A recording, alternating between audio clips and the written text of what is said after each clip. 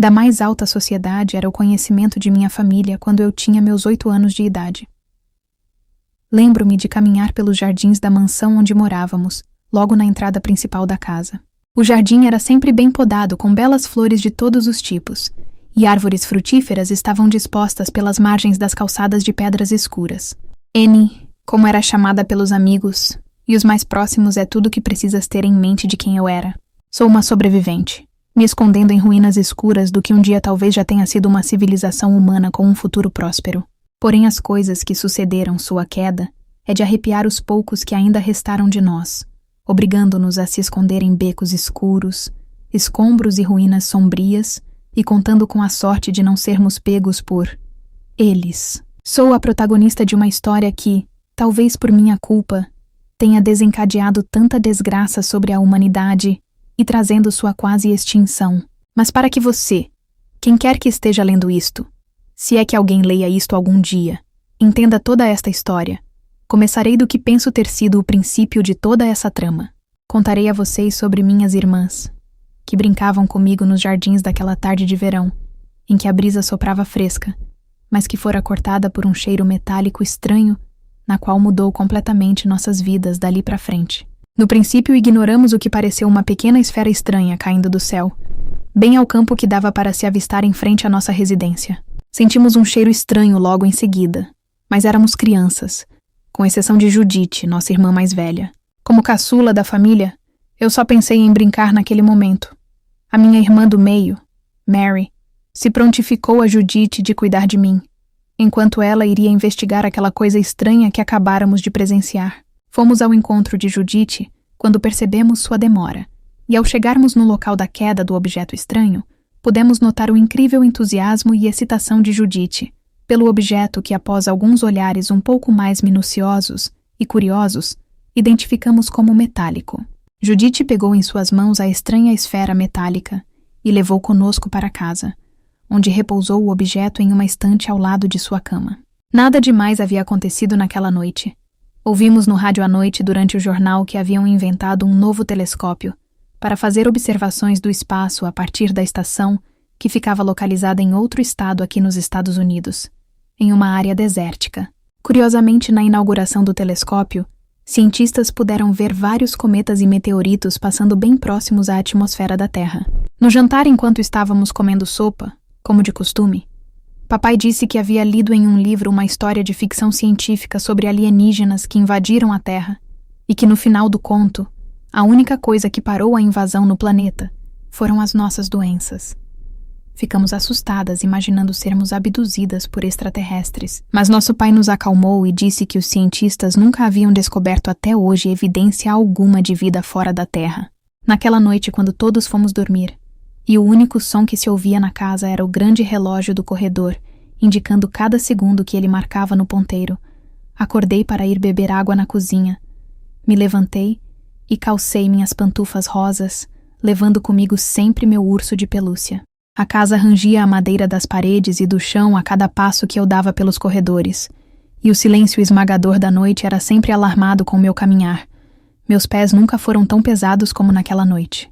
Ao beber um copo de água, deixando-o vazio na pia logo em seguida, ouvi passos largos e mais pesados que os meus, pareciam ter vindo de trás. Então olhei freneticamente com rapidez, mas nada havia, então voltei para a cama e dormi tranquilamente. Uma semana se passou e tudo estava completamente normal e rotineiro. Porém, em uma manhã estranhamente fria, Judite não levantou, pois havia adoecido repentinamente. Nossos pais, a princípio, deduziram ser apenas um resfriado comum devido à brusca mudança de temperatura. Porém, conforme as semanas foram se passando em que Judite não melhorava com os remédios e chás, nossa família se preocupou e rapidamente chamaram um médico para examiná-la. O doutor estranhou os sintomas, ou melhor dizendo, os sintomas que não existiam. Judite dizia se sentir extremamente enfraquecida e com febre. Suas feições eram pálidas e seu rosto apresentava grandes olheiras. Mas nada tinha Judite. Nenhum mal que estivesse realmente acometendo minha pobre irmã mais velha. O Dr. Franklin não soube responder à causa, então recomendou a visita de um psiquiatra para atender a menina. Mas meu pai argumentou contra o médico. Dr. Franklin, o senhor conhece minha família, sabe como ela é. Não deve estar pensando que ela esteja simplesmente fingindo ou que muito menos seja louca. Meu pai franziu a testa neste momento e levou a mão sobre as sobrancelhas.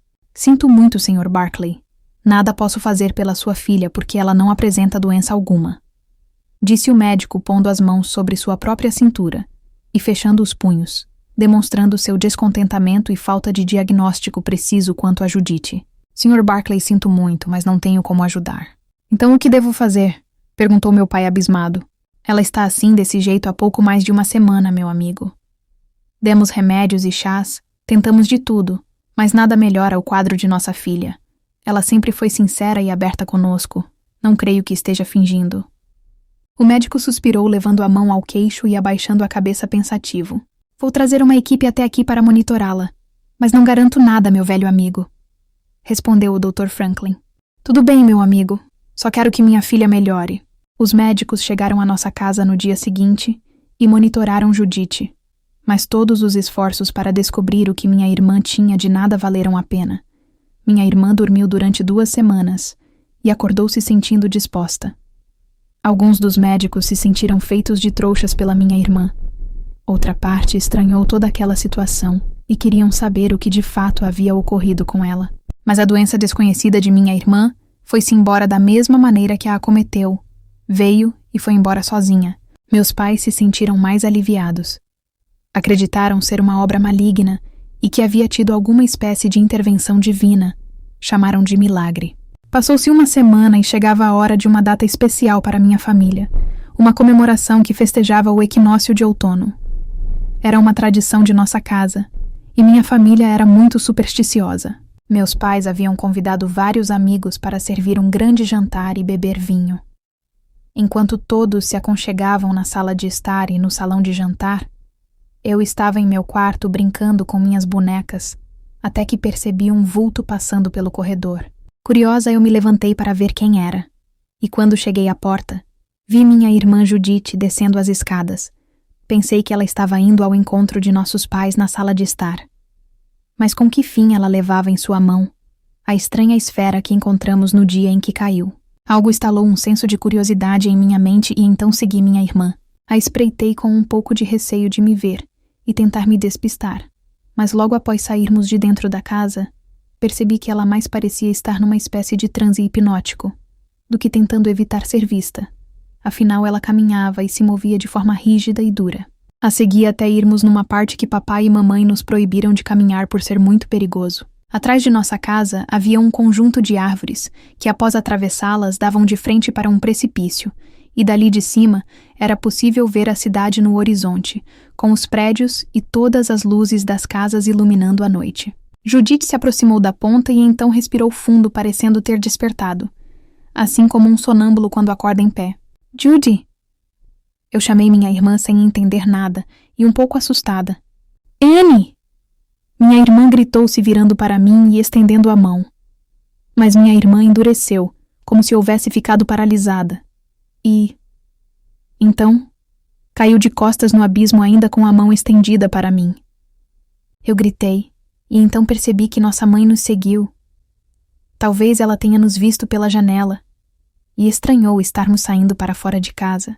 Judy! Nossa mãe também gritou, e então ela saiu correndo e me agarrou de braços abertos, me segurando firme, talvez imaginando que eu também poderia cair ou pular no abismo. Após alguns gritos altos, meu pai e os outros convidados da festa apareceram. Todos ficaram perplexos e confusos com a situação, e alguns minutos depois, a polícia e o corpo de bombeiros chegaram ao local. Alguns dias depois, nossa família fez um velório e funeral para minha irmã. Alguns parentes vieram, e os que já estavam na festa e presenciaram o acidente também compareceram. Enterraram nossa irmã no cemitério da cidade, e então voltamos para casa. Nossos pais ficaram arrasados. Minha mãe não saía do quarto de Judith. Mary trancou-se no seu, e meu pai não saiu de seu escritório. Murmúrios e lamentos eram escutados frequentemente de dentro dos quartos e do escritório de papai. Eu estava de luto também, mas não conseguia tirar da cabeça a visão de Judith caindo no precipício, e aquela maldita esfera metálica. Chorei debaixo da mesa, pois sabia que ninguém me procuraria neste lugar. Lembro-me da sensação esmagadora do silêncio mortal naquelas paredes e em como canção alguma se ouviu tocar no rádio durante os dias que se seguiram. Fazíamos nossas refeições normalmente, todos juntos à mesa, exceto minha mãe que se recusava a comer. Mas dessa vez, sem conversas, e nem barulho de rádio tocando ou dando alguma notícia, novela ou música de fundo. As coisas começaram a ficar estranhas uma semana depois, quando avistei minha irmã atrás da janela, me observando enquanto eu estava sentada no banco do jardim. Porém, ela estava diferente. Estava pálida e seu rosto parecia distorcido. Fiquei encarando a imagem de minha irmã na janela por alguns minutos, imaginando que se fosse alguma assombração, logo me deixaria em paz e desapareceria. Mas minha concentração foi interrompida quando escutei os gritos ao longe de meu pai chamando por mim. Olhei freneticamente para ele e bruscamente de volta para a janela, na qual, ao ter voltado minha atenção, minha falecida irmã não estava mais lá me encarando. Me levantei e caminhei de maneira apressada até o meu pai, que me abraçou, me pôs em seu colo, erguendo-me em seus braços, e me levou para dentro de casa. Eu não me lembro ao certo o que disse, mas havia contado que Judite estava me olhando da janela e que seu rosto me encarou. Meu pai não acreditou em mim, mas tentou me consolar, dizendo que também sentia falta dela e que às vezes ainda imaginava vê-la pela casa rotineiramente como era antes. Certa noite, enquanto eu dormia em minha cama, tive pesadelos, tentáculos monstruosos e mãos nojentas me agarravam e me sufocavam em meus sonhos. Mas ao acordar com um susto, tive uma visão que teria sido melhor não ter acordado. Minha irmã Judite estava do lado da minha cama me olhando com os olhos fixos em meu rosto, fitando minha expressão de horror. Eu quis gritar, mas não pude fazer. Minha garganta não obedeceu minha emoção de extremo pavor. Fiquei apenas paralisada. Judite abriu a boca e proferiu palavras, mas sua língua e seus lábios não se moviam. Era como se algo falasse através dela. Eles estão vindo. Eles me usarão para abrir a porta. Siga sua intuição, menininha curiosa. Você verá a passagem ser aberta. Quando minha consciência voltou a si, fechei os olhos e gritei tão alto e forte que em poucos minutos meus pais apareceram e eu fui coberta por luz. Eles me abraçaram e perguntaram o que houve, mas eu recusava a abrir os olhos e balançava a cabeça em negação. Só conseguia dizer as palavras: pesadelo, pesadelo, pesadelo, repetidamente. Mas uns dias se passaram e nada do ocorrido voltou a se repetir. Logo estava chegando o Halloween, e eu até fiquei ansiosa, de certa forma. Era 30 de outubro de 1938.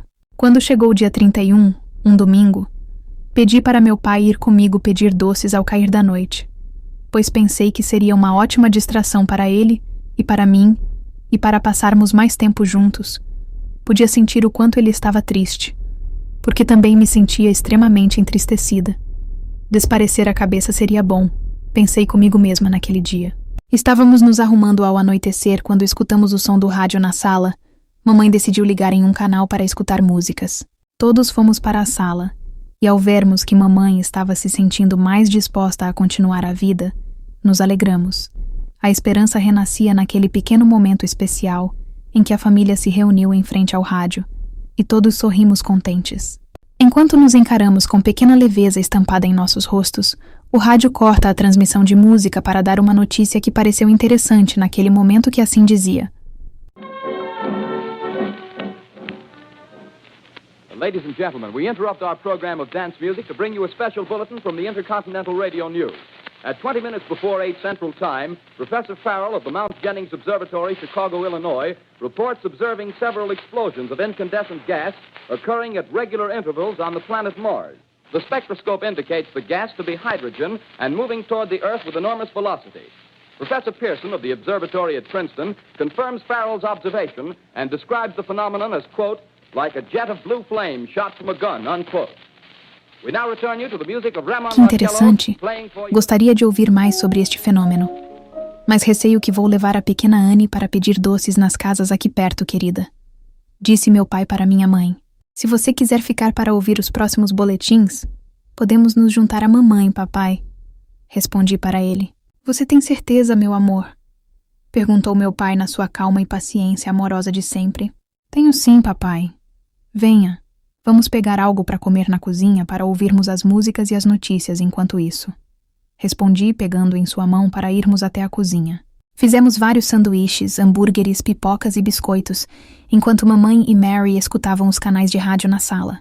Papai me pediu para levar uma farta bandeja de sanduíches, pipocas e biscoitos que fizemos no forno para elas enquanto ele preparava mais lanches para nós comer. Passou-se quase, se não 1 hora, para prepararmos todos os lanches. Enquanto eu levava a bandeja para a sala, tendo que passar por um extenso corredor entre a cozinha e a sala de estar, onde entre esses ficava o hall de entrada da casa, com uma enorme escada que dava para o segundo andar e aos quartos inferiores, pela nossa mansão com aquele estilo de arquitetura de casas do século XIX, um estilo gótico da era vitoriana, extremamente grande e aconchegante. Ao passar perto da escada principal, pude ver minha irmã Judith novamente no segundo andar, mas desta vez ela não mantinha o olhar fixo em mim. Na verdade, mais parecia ter sido um vulto com a forma de minha irmã, subindo as escadas e desaparecendo atrás da parede do corredor de cima. Instintivamente eu deixei a bandeja repousada em um armário e segui o que pareceu ser o fantasma de minha irmã morta. Quando subi as escadas para ter certeza do que eu havia visto, percebi que realmente era minha falecida irmã. Ela parou no final do corredor do segundo andar e virou-se para subir o próximo. Então, a segui até o terraço de nossa casa. Havia uma parte que estava em reforma na qual era muito perigoso de cair do telhado ao alto, pois havia um rompimento enorme na cobertura. Quando cheguei ao terraço, vi algumas ferramentas dispostas em baldes e alguns outros equipamentos que os carpinteiros e pedreiros estavam usando antes da tragédia com a minha irmã, pois meu pai havia dispensado eles por algumas semanas. No andar de baixo, minha mãe escutava músicas com minha irmã Mary, mas de repente ouviram outro boletim no rádio que dizia: Now, ladies and gentlemen, there's something I haven't mentioned in all this excitement, but it's becoming more distinct. Perhaps you've caught it already on your radio. Listen, please. Do you hear it? It's a curious humming sound that seems to come from inside the object. I'll move the microphone nearer. Here. Now, we're not more than 25 feet away. Can you hear it now? O que houve? Perguntou meu pai para minha mãe ao chegar na sala repentinamente. Um meteoro caiu em Grover's Mill, e um repórter está lá agora neste exato momento, você não viu cair? Mary e eu pudemos ver da janela. Foi bem distante, mas deu para ver. Respondeu minha mãe. Não avistei. Onde está Annie? Eu pedi para ela trazer uma bandeja com sanduíches, mas estava disposta sobre um armário no corredor do hall de entrada. Questionou meu pai.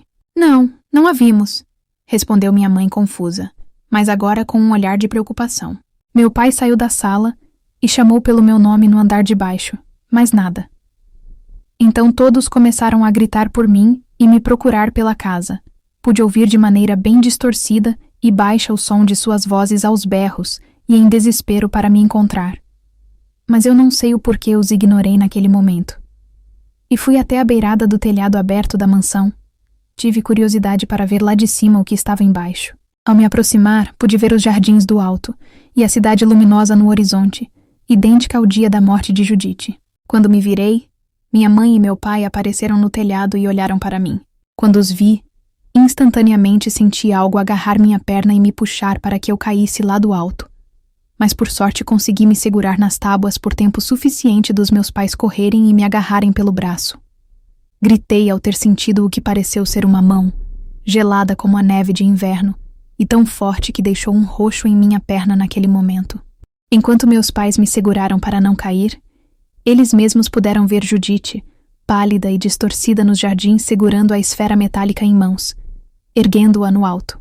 E que ao fazer isto, observamos horrorizados algo que explodiu a barriga de minha irmã, como se alguma coisa estivesse saindo de dentro dela. Enquanto olhávamos, pasmos e totalmente desnorteados, o rádio continuava a tocar no andar de baixo. With the Earth's atmosphere usually tears holes in a meteorite, this thing is smooth and you can see it's cylindrical Just a minute. shape. Something's happening. Ladies and gentlemen, this is terrific. This end of the thing is beginning to flake off. The top is beginning to rotate like a screw, and this thing must be hollow. He's moving! Keep back there! Keep back there! Keep those men back! Keep back there! Keep those idiots back! Shoot off! top floor. Look out there! Stand back! Ladies and gentlemen, this is the most terrifying thing I've ever witnessed. Wait a minute. Someone's calling someone or something. I can see turning out of that black hole two luminous discs. The eyes, it might be a face, might be almost... Good heavens, something wriggling out of the shadow like a gray snake. Now it's another one, and another one, and another one. They look like tentacles to me. Oh, yeah, I can see the thing's body. Now it's large as a bear. It glistens like wet leather, but that face, ladies and gentlemen, it's indescribable. I can hardly force myself to keep looking at it. It's so awful. The eyes are black, and they gleam like a serpent. The mouth is kind of V-shaped with saliva dripping from its rimless lips. It seemed to quiver and pulsate, and the monster, or whatever it is, can hardly move. It seems weighed down by possibly gravity or something. The thing's rising up now, and the crowd falls back. They've seen plenty. The most extraordinary experience, ladies and gentlemen. I can't find words. Well, I'll pull this microphone with me as I talk. I'll have to stop the description until I can take a new position. Hold on, will you, please? I'll be right back in a minute. What anything means. Wait a minute, something's happening. Humped shape is rising out of the pit. I can make out a small beam of light against a mirror. What's that? There's a jet of flame springing from the mirror, and it leaps right at the advancing men. It strikes them head on.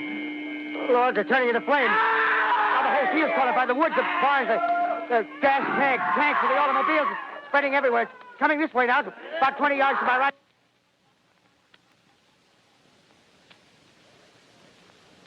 Ladies and gentlemen, due to circumstances beyond our control, we are unable to continue the broadcast from Grover's Mill.